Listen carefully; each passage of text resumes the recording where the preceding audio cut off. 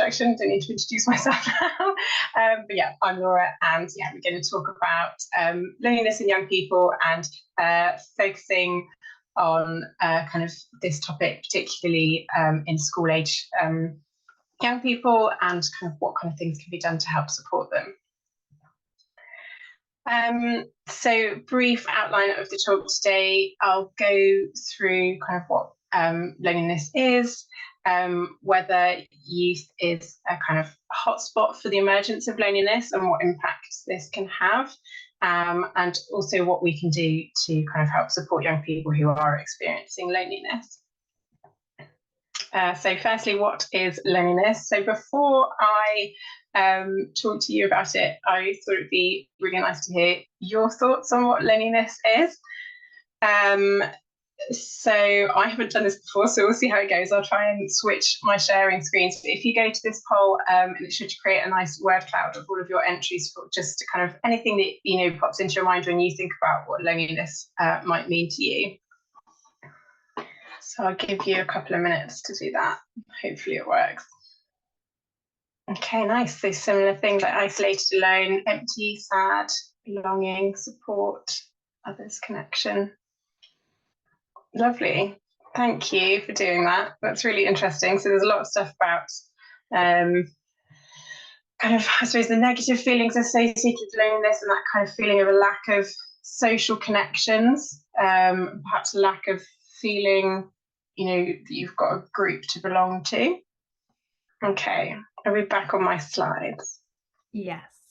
Cool, thank you. Okay, thank you everyone for doing that. That was really helpful and interesting to hear your perspectives. I think they match up quite well with what we tend to think of what loneliness is when we're doing research. This is the definition that we often kind of quote when we're talking about loneliness. So the uncomfortable feelings that result when people are dissatisfied with the number and quality of their social relationships. So yeah, that definitely taps into the things that are coming up from what you guys were saying. So yeah, it's like a form of kind of social pain. There's a perceived kind of discrepancy between what you want from your social kind of connections and social circle and what you think you're actually getting. So it's a kind of subjective discontent. We often think of it as having kind of two components, which again, I think tapped into really nicely in the word cloud, the kind of emotional feelings, negative feelings associated with loneliness, and the more kind of cognitive ones, so feeling that kind of disconnection with others when actually you want to be connected to them. And again, I think this came up in some of the comments in the chat, that it's not the same as social isolation, so they are obviously quite related as concepts, but social isolation would be the kind of objective lack of social contact or interactions with other people. Again, I think also mentioned by some of you that being alone can be a positive thing. It doesn't have to be a negative experience. It can be kind of a helpful and refreshing thing as well. And leading on from that, loneliness is thought to be an adaptive kind of strategy, because it can help to make us want to reconnect with others. So what we think happens is that you might perceive that you're kind of at a threat of becoming isolated socially, and that leads to loneliness, which is a negative experience, and will trigger certain kind of behaviours from us that will enable us to reconnect with others. And this is something that kind of most of us will experience in our lives, and hopefully we don't get stuck in loneliness. Hopefully we can kind of move on to that final stage and reconnect with others, so that loneliness is a kind of, hopefully, a fairly short-lived thing.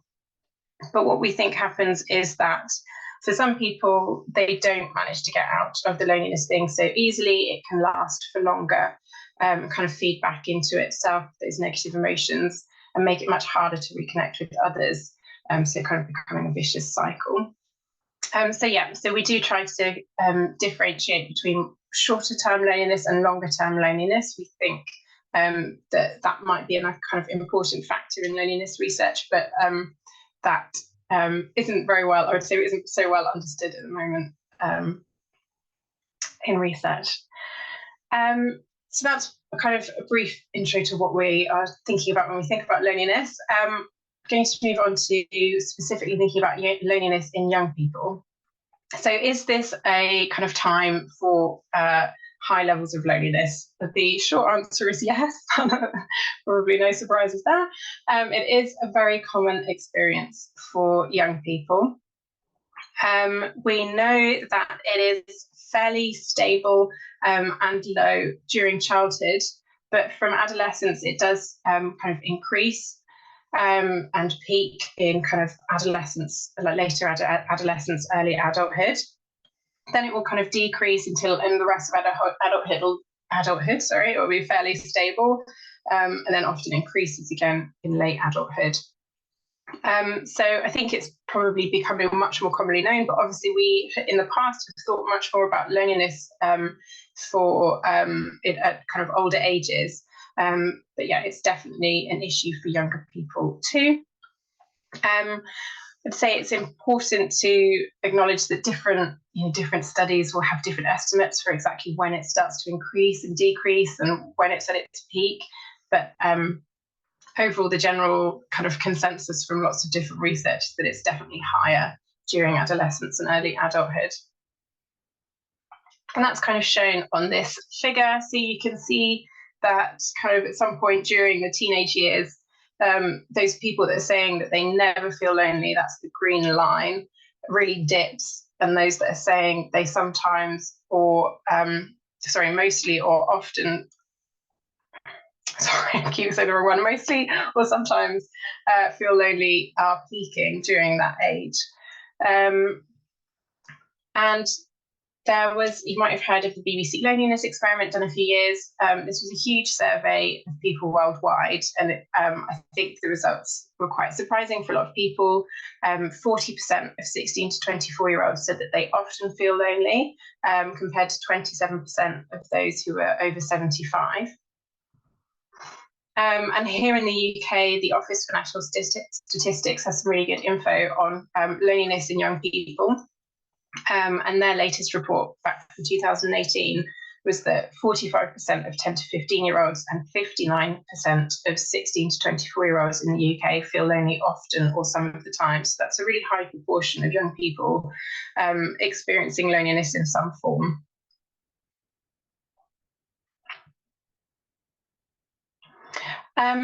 So in terms of how early does loneliness begin in life, we know that children who are as young as 5 can give us valid definitions of loneliness. They'll kind of discuss those negative feelings associated with it, like feeling sadness or alone.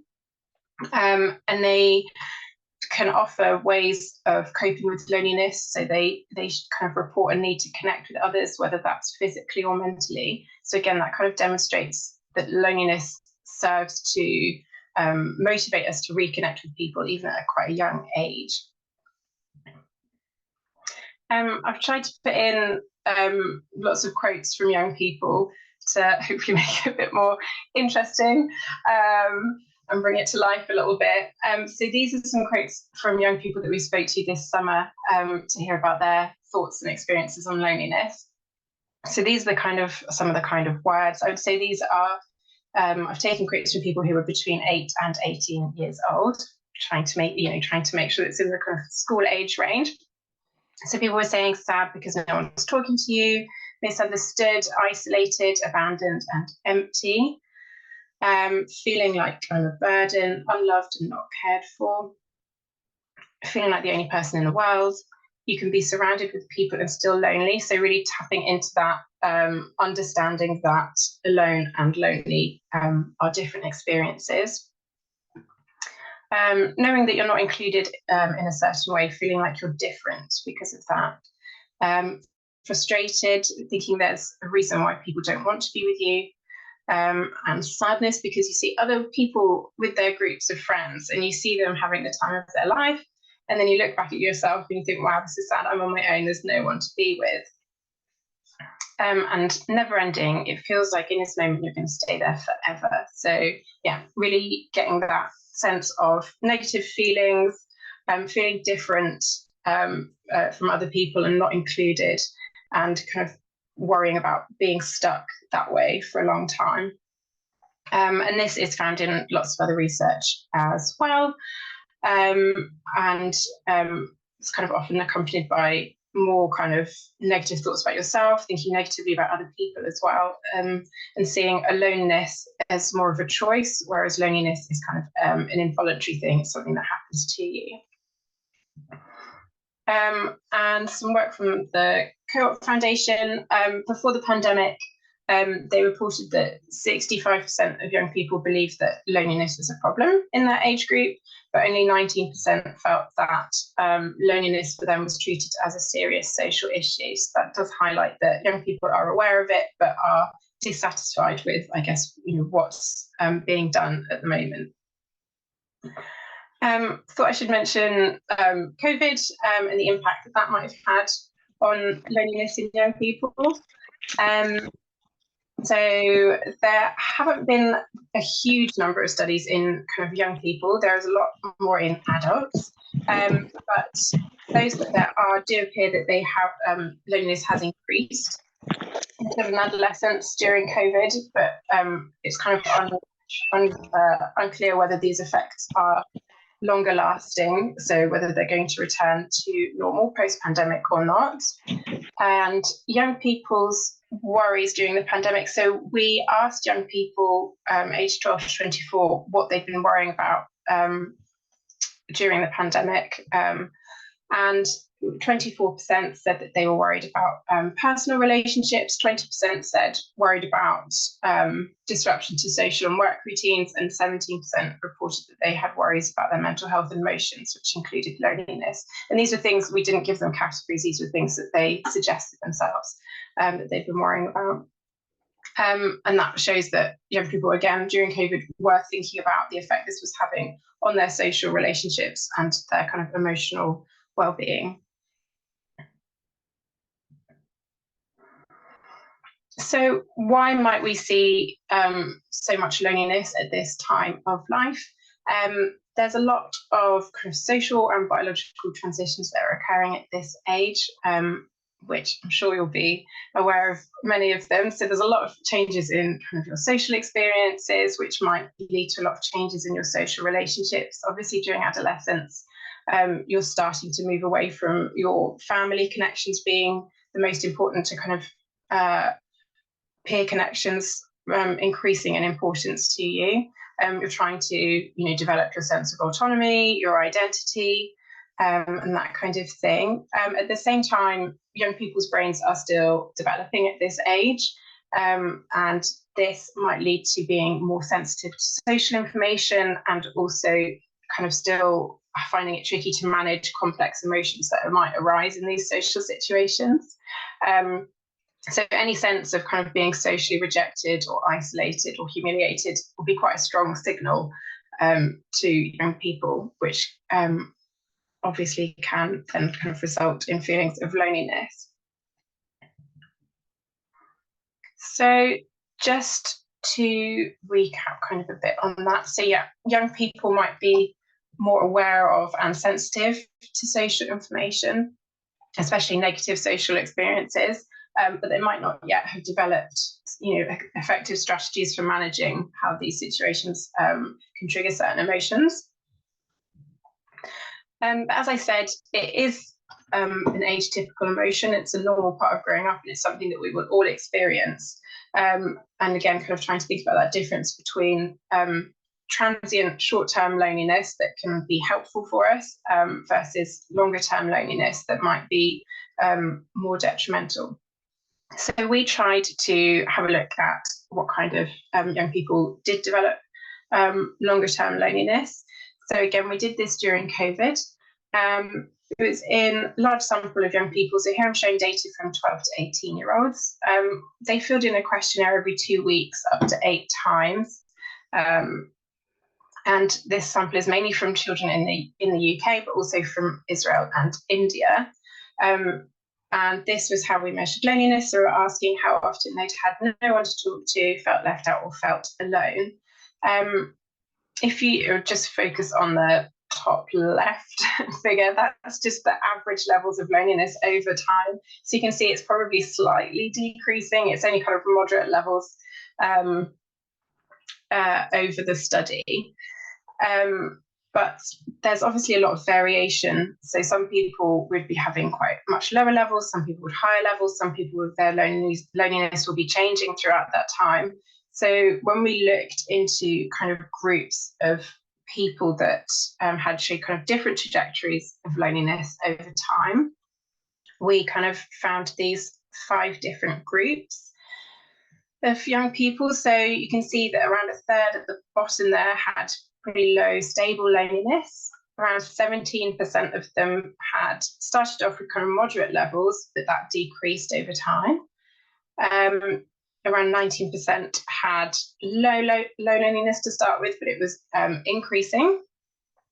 23% had moderate loneliness that kind of stayed stable over time, and 8% had high loneliness that was increasing over the time of the study. So again, a significant proportion showing kind of high or increasing loneliness during our study. In terms of who was in that group of high loneliness, the main thing was that the ones with higher loneliness were more likely to be older and female in our sample. And when we kind of added on data, we've done some other analyses looking at just young people from the UK, but older ages as well, so going up to the age of 24. We wanted to see if these groups predicted young people's well-being at the end of the study. And we did see that those who had high loneliness or increasing loneliness had the lowest well-being scores, and those who had low or decreasing loneliness had the highest well-being scores. So it was so how your loneliness was changing over time did seem to be associated with well-being in this group of young people. I thought it might be helpful to talk about what we know about kind of loneliness in school and who might be at risk for feeling lonely at school. And research in kind of European schools has shown that actually schools can really influence feelings of loneliness. So schools are actually a really important environment for trying to tackle loneliness in young people. One of the big findings that comes out from research is that young people with marginalised identities are more likely to experience loneliness at school. So people that might be from ethnic minorities, those with mental illnesses, sexual and gender minorities, homelessness and poverty, physical disabilities, and those who are neurodivergent. So there's obviously lots of different reasons this might be happening. Some that have been suggested include a lack of financial resources to engage in social activities, often being socially excluded because of prejudice and discrimination. And that kind of discrimination is likely to also stop people from reaching out for help with feelings of loneliness and trying to connect with other people. In the case of mental illness, it might also kind of stop people seeking help for their mental health as well. And overall, obviously, discrimination can stop individuals feeling like they want to try to form new relationships or invest in existing ones because they might have a lack of confidence or trust in other people. Another really big one is young people who experience bullying are more likely to feel lonely. It is harmful, I think. So having a high level of bullying in a school really increases the rates of bullying loneliness in that school. So it seems to have an effect across the whole school. Also, the number of school changes a student has had in their lives, their immigrant status, and of course, kind of individual characteristics, often things like fear of failure, having lower self-esteem, lower resilience, so kind of a lower ability to kind of bounce back in the face of adversity or stress. These things might kind of contribute to that feeling that loneliness is something you can't really change, that you're stuck with. Again, just trying to hear a bit more about young people's perspectives on loneliness in school. Research has kind of noted that young people say that school transitions are kind of key times for feeling lonely. That comes out a lot. So sifting on the basis of ability, whether that's kind of academic groups or kind of things like selecting for sports teams. The pressure of exams is one that students have mentioned. The way schools approach supporting people with disabilities. So if it's quite a prescribed approach that doesn't really take into account individual needs, that can really lead to loneliness in people. The punishment practices, so things that involve like social exclusion and isolation, of course, can lead to loneliness. Any form of stigma, one that's mentioned is like, receiving free school meals, things like that. And from when we were talking to young people over the summer, so just a couple of quotes that came up related to feeling lonely at school.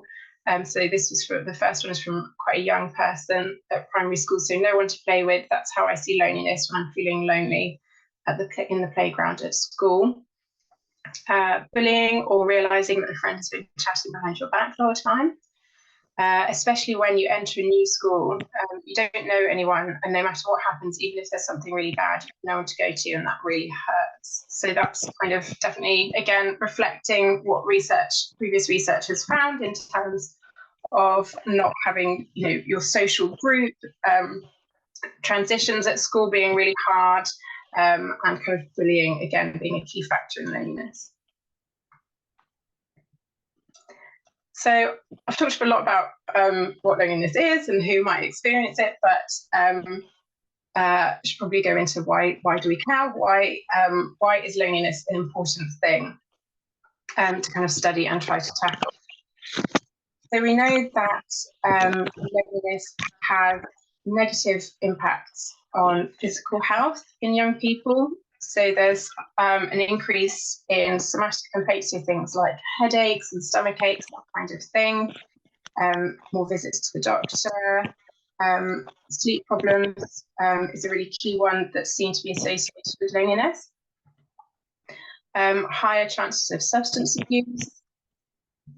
Lower levels of physical activity, overeating, and risky sexual behaviour. Loneliness can also have a negative impact on your mental health.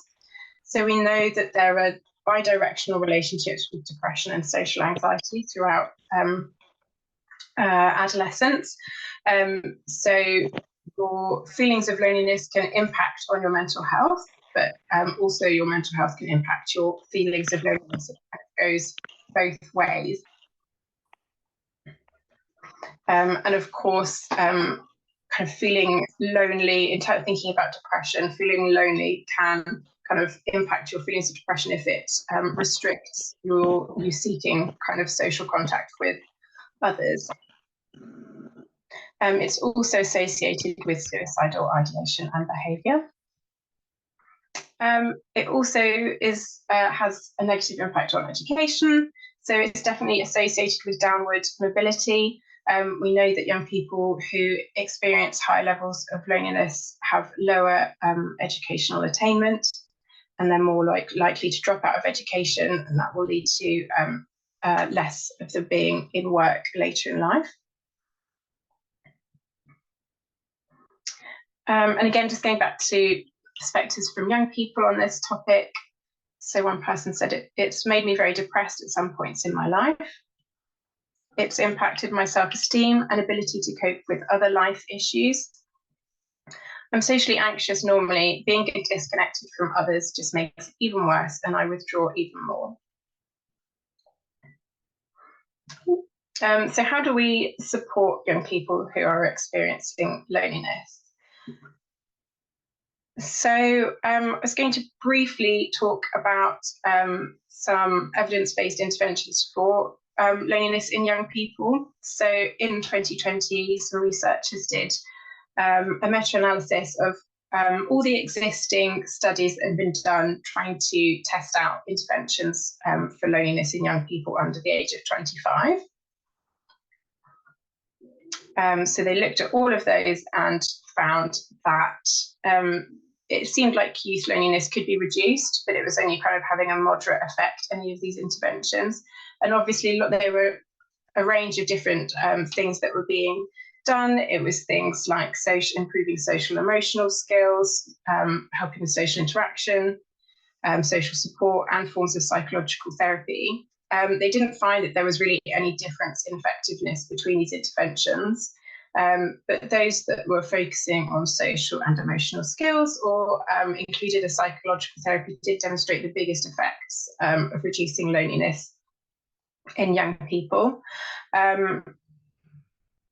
There are some caveats. So they also noted that some of these interventions weren't actually specifically designed to target loneliness. They were just measuring loneliness as a kind of secondary outcome. They were actually focused on another thing of interest. A lot of the interventions were designed for specific groups. So, for example, those with maybe a specific mental health condition, disability, refugees, that kind of thing. They need kind of better evaluation of the effectiveness of these interventions, and lots of them don't, again, consider if there's a difference between kind of short-lived loneliness and the longer-term loneliness that we think might be more detrimental.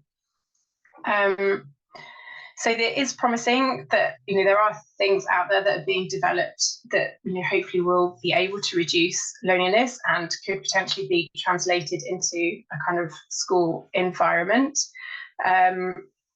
But we definitely need more kind of studies on more general kind of interventions targeting the more general population of young people that are specifically designed to tackle loneliness.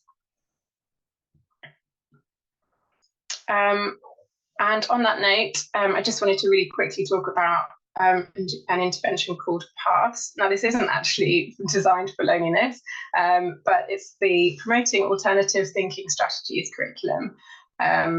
And it's an intervention that's focused on social and emotional learning. There's lots of evidence that it helps children's social, emotional, and mental health outcomes, but no one had really tested whether it had any impact on children's loneliness. So there has been a really large trial that looked at it in primary school children over a period of 2 years, and they did find that it reduced their loneliness. So that does indicate that just developing social and emotional skills that can and kind of helping you manage the negative experiences of loneliness, knowing where to access help, having the opportunity to kind of develop new friendships and practice those social skills that you need for social connection were actually helpful for quite young children in terms of reducing their loneliness. Thinking again a bit more specifically about what can be done in schools, the biggest thing that comes out in research is creating a positive school climate. So by this, we mean that teachers and students are very supportive of one another, that teachers are interested in their students and kind of interested and motivated kind of in their learning, and that everyone has a non-discriminatory approach. So just trying to foster kind of spaces for connection, really. Thinking carefully about disciplinary practices that are used, fostering a kind of inclusive community that values diversity and different types of social skills, encouraging cooperation between others, and kind of tackling bullying effectively. So I think a lot of this, given what I said earlier about who's most likely to experience loneliness at school, I think all of these probably don't come as particularly as a surprise. And it's also suggested that any kind of strategies that are developed should be kind of done jointly with students to make sure that they are kind of meeting students' needs, are relevant for the students, and kind of adapted appropriately for the kind of school population. It also hopefully would increase kind of, I guess, buy-in from students. They might be more motivated to kind of adhere to those strategies, which would hopefully make them more effective and could obviously be a positive experience as well for the students that kind of join in with developing them. I wanted to also mention what young people have suggested could be done to help tackle their loneliness. They said that they'd like to be prepared for these kind of different transitions in life, which have been highlighted as kind of risk periods for feeling lonely, and they want to kind of be a bit more supported in how to help both themselves and others who are experiencing loneliness at that time. Seeing kind of support in schools being highlighted more or improved for those that are experiencing loneliness. Sharing good ideas for promoting inclusiveness. So again, going back to some of those things that young people said made them feel lonely. So having more inclusive ways of kind of selecting groups, like school teams, paying specific attention to students with mobility or sensory impairments to make social connections, by helping them to make social connections, being more listened to, so listening to their own ideas by adults, and also kind of encouraging them to reach out to each other and offer support. Also to kind of open a wider conversation about loneliness to make it easier to discuss. And I think young people were comparing this to kind of more broader kind of topics on and discussion on mental health, which I think in this study they felt was much more openly discussed and had less stigma attached to it, but that hadn't really yet been expanded to include loneliness. So that was still something, I guess, that they felt some stigma in discussing. In terms of young people's own coping strategies for tackling loneliness themselves, this figure is from the work that we did during COVID, asking young people what they would recommend to others to do to manage kind of the social isolation due to COVID. And these are kind of the themes that we found in their suggestions. So again, they could write down whatever they wanted. It wasn't a list. They just kind of suggested things. So obviously, lots of them suggested contact seeking, so reaching out to other people. Distraction was another common one. So just kind of doing any activity to just kind of keep your mind occupied. Approach meant more activities that had a purpose to them, like trying something new, trying to learn something. Self-care was everything kind of trying to kind of look after your health and well-being, keeping to routines, that kind of thing. Self-talk was having a more positive mindset, trying to keep kind of positive outlook on things. Self-compassion, fairly self-explanatory, but yeah, being kind to yourself. Not being too hard on yourself if you were having a difficult time. And gratitude was trying to see the positive in things, or trying to reframe the situation to kind of see it in a more positive way. And actually this matches up quite well with other research that's been done in young people's coping strategies for loneliness. So on the right, this is from another study, so finding enjoyment, even if you're by yourself, or trying to kind of join new groups. Evaluating your existing friendships, so rethinking them, trying to think positively about them. And also, again, changing your attitude and mindset, so this positive thinking, being more open, that kind of thing. Other studies, I think young people have also suggested things like trying to talk it over with friends if they're feeling lonely, if there's been any issues, trying to kind of forgive and forget, waiting for feelings to pass, remembering it's only temporary. But also one that comes up is try just covering it up. So just trying to pretend that everything's okay. Thought it might be important to quickly touch on some of the barriers that are seen in reducing loneliness. So as I've already said, there is still quite a lot of stigma attached to loneliness that young people say is there. And they also kind of mention that they have concerns about finding the right person to talk to you about it, and that is quite a vulnerable position to put yourself in. Some suggestions from young people about how to kind of help with loneliness. Again, related to this stigma, some young people would suggest avoiding using words like lonely, alone. For them, that might be likely to kind of shut the conversation down. Other suggestions would be things like, who do you hang around with? Who do you spend your time with? What do you do, with your friends? That kind of thing.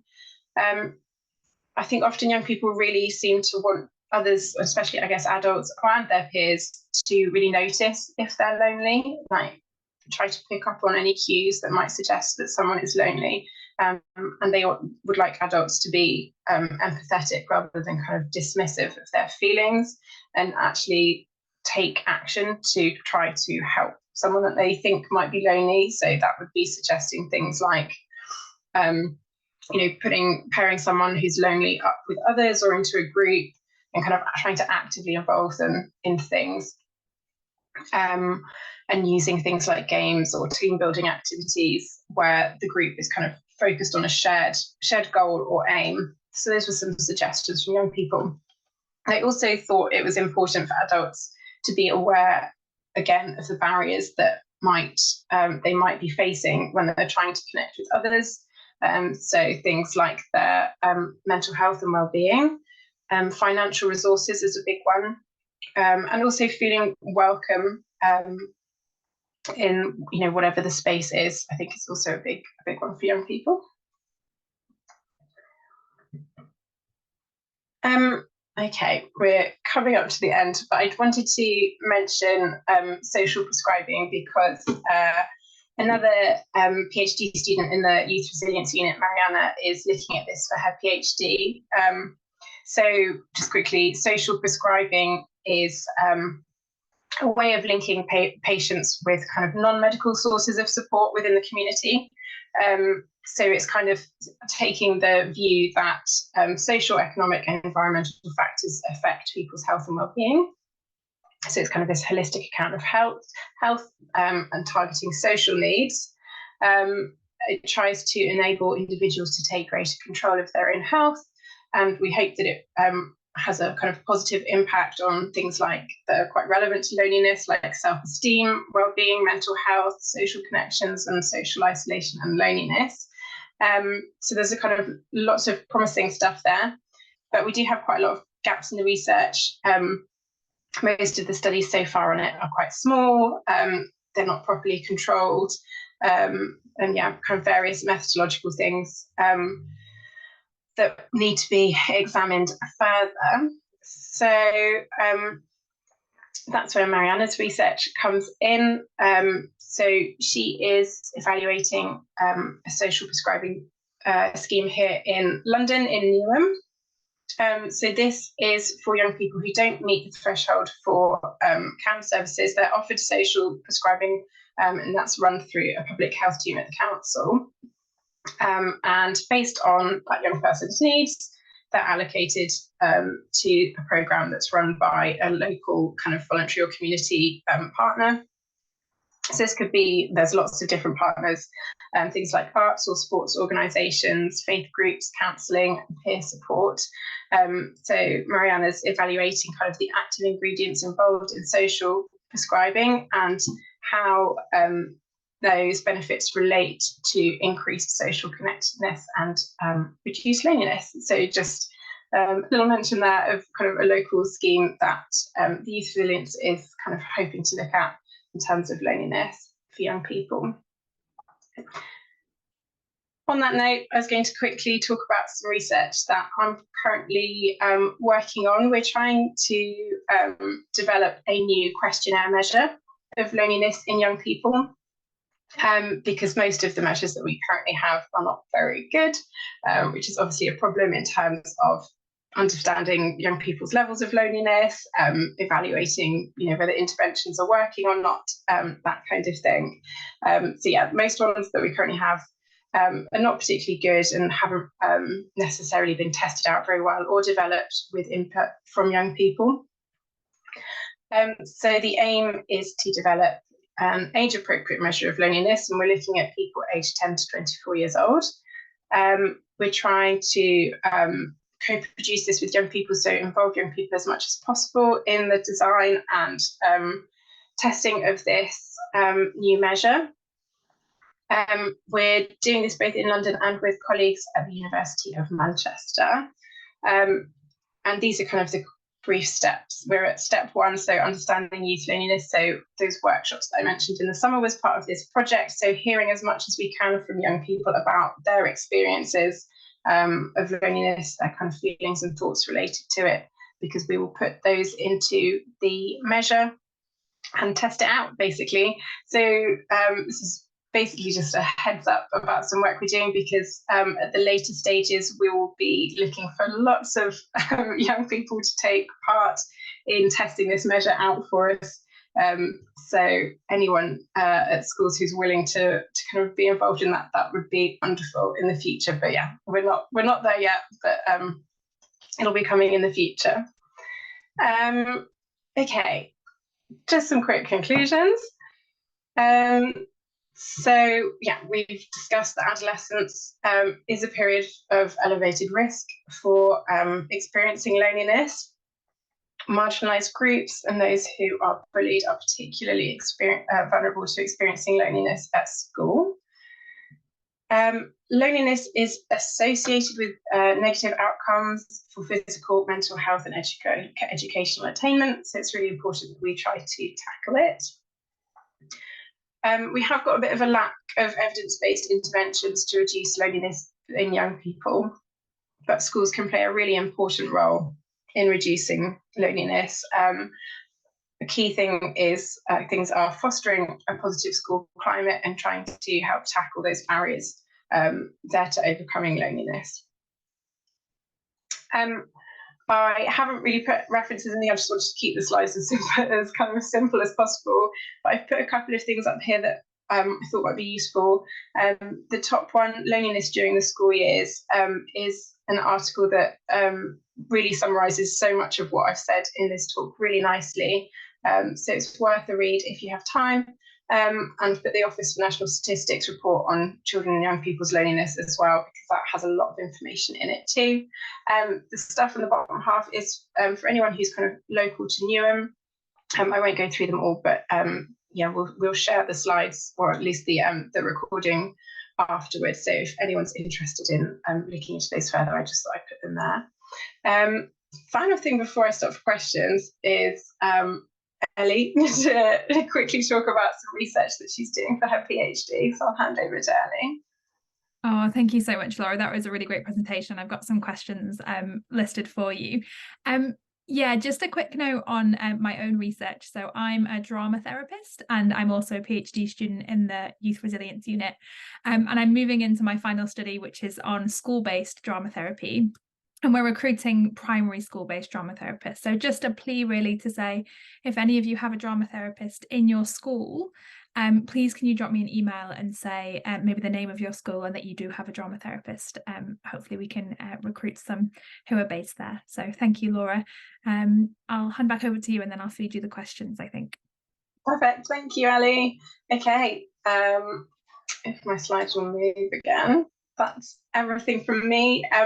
Feel free to contact me via email, and I've put our kind of Youth Resilience Unit, that's our Twitter or X handle up there, and we also have a YouTube channel. That's where we post like recordings from the videos.